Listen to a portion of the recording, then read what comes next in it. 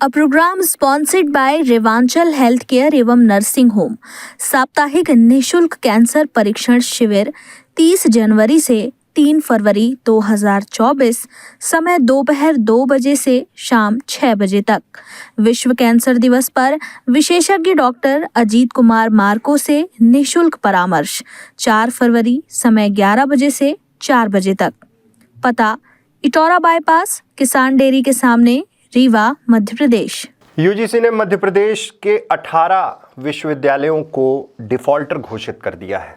दरअसल ये बड़ी लापरवाही विश्वविद्यालयों द्वारा की गई थी, जिसके बाद यूजीसी ने निर्देशों की अवहेलना करने के हिसाब से उसके बाद ये लिस्ट जारी कर दी, जिसमें देश भर की तकरीबन 421 विश्वविद्यालय शामिल हैं। मध्य प्रदेश के 18 विश्वविद्यालयों को यह अवहेलना करने के कारण, निर्देशों की अवहेलना करने के कारण डिफॉल्टर डिक्लेयर कर दिया गया है।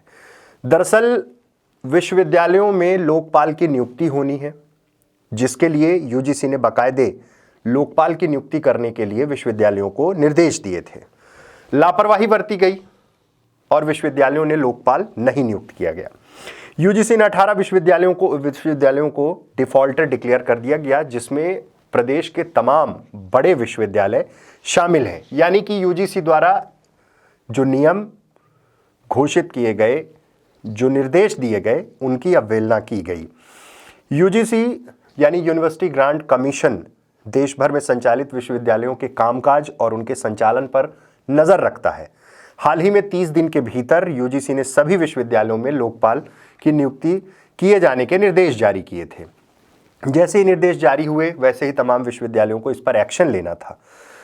अधिकांश विश्वविद्यालयों के प्रबंधन के द्वारा निर्देशों की अवहेलना की गई। 31 दिसंबर 2023 अंतिम तिथि थी जब लोकपाल की नियुक्ति कर लेनी थी, लेकिन ऐसा करने में असफल रहे, नियुक्ति नहीं की और मामले को बहुत हल्के में लिया, यह भी कहा जा सकता है, क्योंकि सीधे सीधे यूजीसी अगर किसी चीज़ को लेकर विश्वविद्यालयों को पत्र लिख रहा है, लोकपाल की नियुक्ति की बात कर रहा है, तो विश्वविद्यालयों को इस मसले को गंभीरता से लेना था।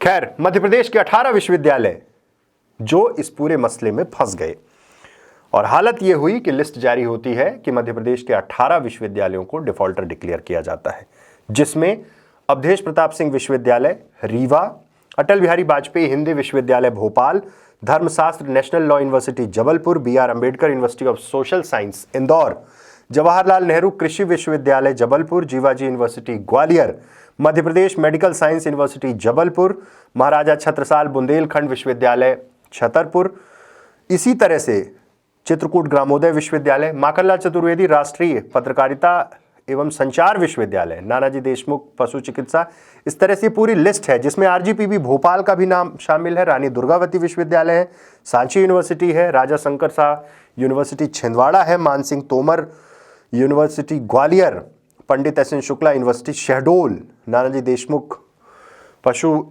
चिकित्सा विज्ञान महाविद्यालय विश्वविद्यालय जबलपुर भी शामिल है। अब इस पर तरह तरह की सफाइयां शुरू हो गई हैं विश्वविद्यालय प्रबंधन द्वारा।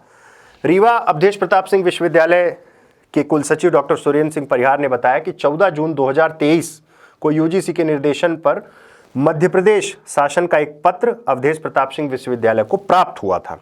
जारी पत्र के अनुसार 1 माह के अंतराल में लोकपाल विश्वविद्यालय में नियुक्त करना था। यूजीसी के अनुसार शिकायतों के निराकरण के लिए विश्वविद्यालय में लोकपाल की नियुक्ति किए जाने का प्रावधान है, लेकिन इस 1 माह के अंतराल में विश्वविद्यालय प्रबंधन ने पहली बार 4 अक्टूबर 2023 को विज्ञापन जारी किया, लेकिन एक भी आवेदन प्राप्त नहीं हुए। ये विश्वविद्यालय का तर्क है। लोकपाल पद के लिए जो पात्रता शासन द्वारा निर्धारित की गई है, उसमें रिटायर्ड प्रोफेसर, रिटायर्ड जज, रिटायर्ड वाइस चांसलर, डिस्ट्रिक्ट जज, इस तरह के लोगों को नियुक्त करने का प्रावधान है, लेकिन ऐसे लोग नहीं मिले, यानी आवेदन इस तरह से नहीं मिले, इसलिए नियुक्ति नहीं हो पाई। अब फिर से शासन से मार्गदर्शन मांगेंगे, ऐसा विश्वविद्यालय प्रबंधन का कहना है। फिर यूजीसी से आग्रह करेंगे, लेकिन अब देखना है कि ये किस तरह से हो पाएगा। देरी, लेकिन जिस तरह की लापरवाही विश्वविद्यालयों ने की और उसके बाद ये एक्शन यूजीसी ने लिया, 18 विश्वविद्यालय डिफॉल्टर डिक्लेयर हुए हैं मध्य प्रदेश के। एक्चुअल में यूजीसी के निर्देशानुसार मध्य प्रदेश शासन का एक पत्र आया था 14/6/2023 को, जिसके अंतर्गत 1 माह के अंदर लोकपाल की नियुक्त करनी थी।